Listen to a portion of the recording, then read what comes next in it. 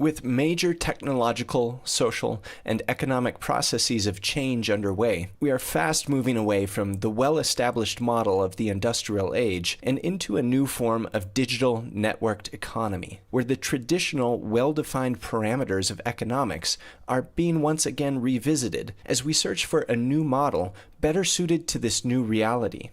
One aspect to this is a reconceptualization of the very foundations of economics. That is to say, the idea of value. With token economies, we are really re-exploring what value is and how we quantify and exchange it. Part of this equation is the differentiation between intrinsic and extrinsic value. The economic system that evolved over the course of the modern era has come to be based on utility as a measure of extrinsic value. Token economics is a more generic form of economic model that lets us define not just utility, but also intrinsic value. To make sense of this, we need to first look at what we mean by utility and intrinsic value. Things can have value both in and for themselves, and as means to other ends. For example, a tree has some kind of value in and for its role within an ecosystem, but it also has value in use as firewood for heating. The first form of value we call intrinsic value, and the second extrinsic value, or utility. It is important to make this distinction because the two have very different properties. For example, most of us recognize that having many friends and connections has a certain value, but we also recognize that this is different from financial capital. Buying friends is not the same thing as having friends. Why is this so?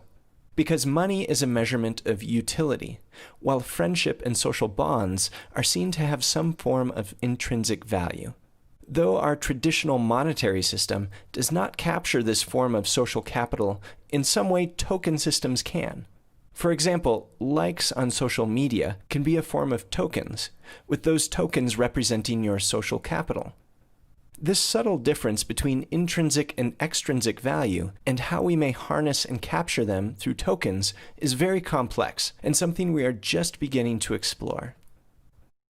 Our traditional financial system and the basis of neoliberal free market economics is the construct of value as utility. Utility is the value that something gives to some person. Utility implies that it has a general and immediate usefulness that people would be prepared to pay for. Utility is a measure of extrinsic value. Utility is instrumental, like a tool or an instrument. We use it for what it can achieve. We don't care about the system itself. Utility is always relative to what someone is prepared to pay for. Due to this, we can measure the value of something by looking at its supply and demand curve to derive a single price that is defined as the measure of its value. In contrast to utility is intrinsic value. Intrinsic value is the value that something contributes to the maintenance and functionality of a whole system. With intrinsic value, we have a unit that values the functionality of the whole network. For example, the social capital contained in the bonds of a society that enables it to function as a community is a form of intrinsic value. A mangrove swamp that preserves a local ecosystem and prevents coastal erosion is a form of intrinsic value.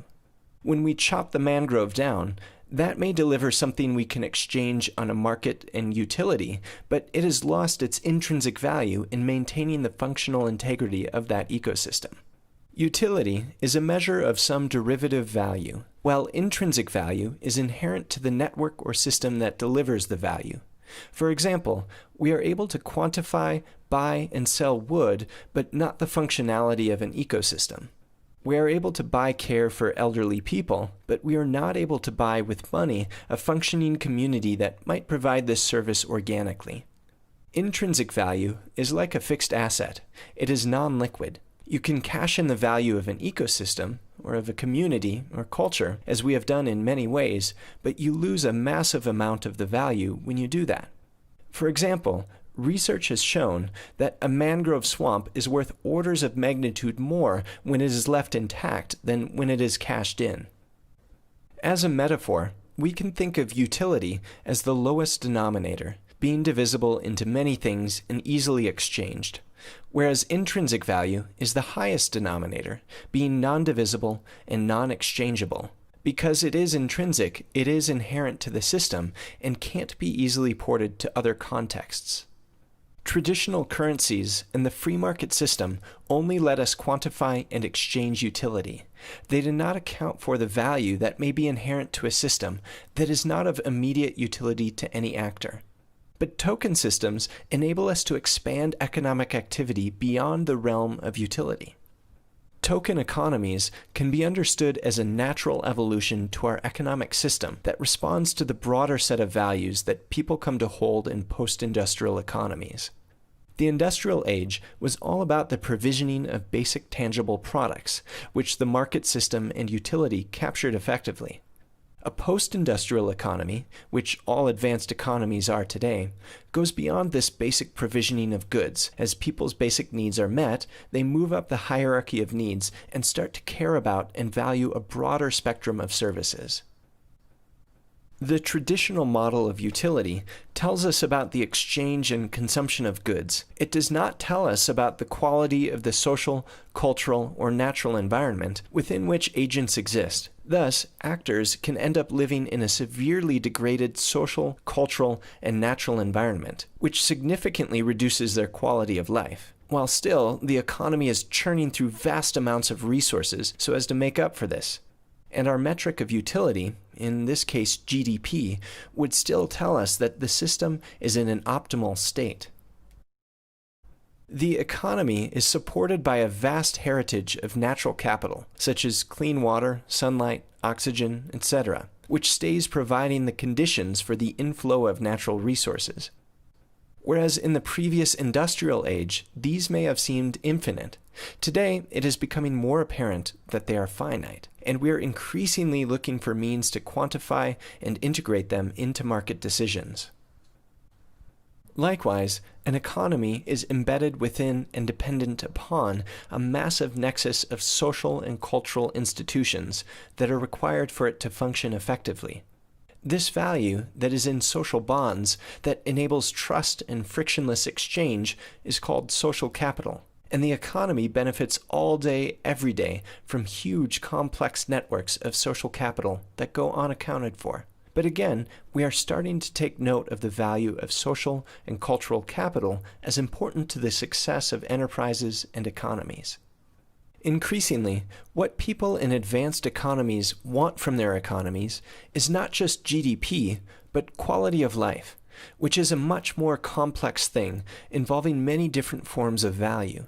This is why a post-industrial economy is a services economy, and the best model for a services economy is a token model, because token networks can potentially capture and incorporate all the different forms of social, cultural, natural, and financial capital needed to provide quality of life. By excluding intrinsic value, we have created the notorious divide within the industrial economy between the market and the public sector. Markets were previously limited to utility exchanges and dependent upon public institutions to regulate the supporting social and natural capital. However, this is what changes with token economies, as we can now begin to quantify, account for, and exchange social and natural capital. Going forward, we will be increasingly able to express social values through tokens via their programmability. Because tokens are digital, they may be programmed with certain rules, and when you have moved assets onto the blockchain, those programmable rules can be used to define what kinds of activities the token network supports or does not support. For example, if our society decided tomorrow that we no longer thought the eating of meat was a good thing and wanted to move away from it, we could do that by simply no longer purchasing meat products, and the entire industry would disappear quickly. In a token economy, we can put our money where our mouth is, as proof of what we value. We could create a veggie token that could be programmed so that it could not be used to purchase meat products. Or, as another example, we may have a weapons-free token, which is programmed so that it cannot be used to purchase weapons. If our societies had only tokens of this kind, then weapons could not be purchased and they would disappear. We could then see how much our society values peace by looking at how closely that token traded relative to another token that was the same but could be used to purchase weapons. If there was a big difference and the token traded at a very low price, then our society obviously doesn't want the token and is not willing to lock itself into a weapons-free world. We can see how this integrates social values with economic value in new ways, and helps us escape from a world where people and politicians say one thing and do another. In many ways, it reflects the underlying blockchain proof of work or proof of stake system. The way that we prove that we value something is by locking ourselves into it. The way that we express our social values through an economic token is by locking ourselves into networks that express those values. This multi-value token system enables us to recognize and mobilize existing networks in new ways. Tokens help us to expand the economic system, to incorporate more value systems, and thus harness people's motivation along more dimensions, rather than simply for utility-based profit. Tokens, because they are more generic, enable us to quantify almost any form of value, both extrinsic and intrinsic. When you hold a currency or an asset, you are making an investment in that network by saying that it has value to you. If no one wanted to hold dollars, then the dollar would have no value. By creating all these little economies with their own distinct currencies, we're able to say exactly what it is we value and invest our resources in that ecosystem. By holding the Liverpool pound or the Bristol pound, we are saying that we value that ecosystem and will invest our resources in it. When we cash our Liverpool pound in for a British pound, we are saying that we don't really value it. We are not prepared to restrict ourselves to making purchases only in that network and supporting the community value that it creates.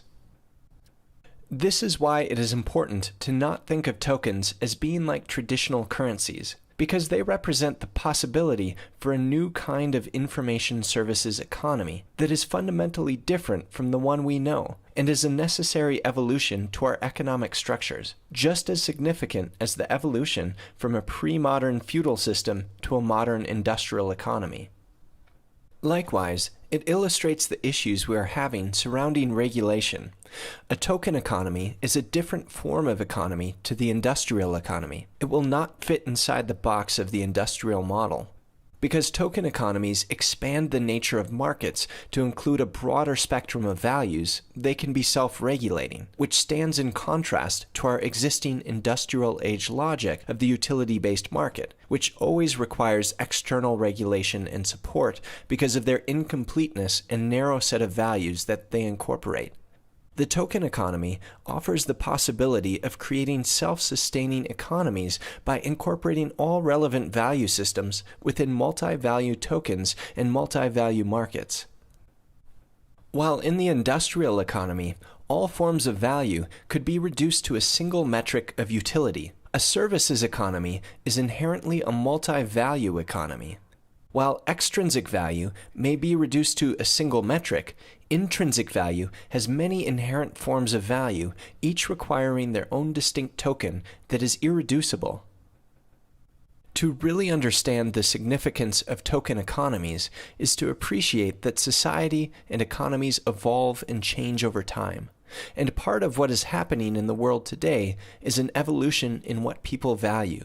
And that is a very profound thing that in turn requires a new economic model to capture and develop. Michael Bowens of the P2P Foundation describes this well when he says, the three revolutions in human productivity. The first invention is coercive labor that gave us civilization, slavery and serfdom. That's how we created castles and temples. In other words, the motivation there is external negative motivation. I control you, I could kill you, but out of the goodness of my heart I let you live, and you can work for me for the rest of your life. This is the social contract of slavery. I think capitalism introduces something new, which is about self-interest. In other words, positive extrinsic motivation. I'm doing something because I'm going to get something from it, which gives a boost to science and technology. I think we're going about a third revolution now, which is actually moving from extrinsic to intrinsic. We are building systems, open contributory systems, like Wikipedia and others, where people are actually there for a variety of motivations. But there are mostly intrinsic motivation. I want to create a global internet encyclopedia. I want to create this. I want to learn from it. There are various motivations. Token economies is a new way for us to try and present intrinsic motives. It enables us to create economies that better reflect both people's intrinsic and extrinsic motives. But that relationship between intrinsic and extrinsic motives is extremely complex and subtle. Figuring out exactly how that works is a long learning process ahead.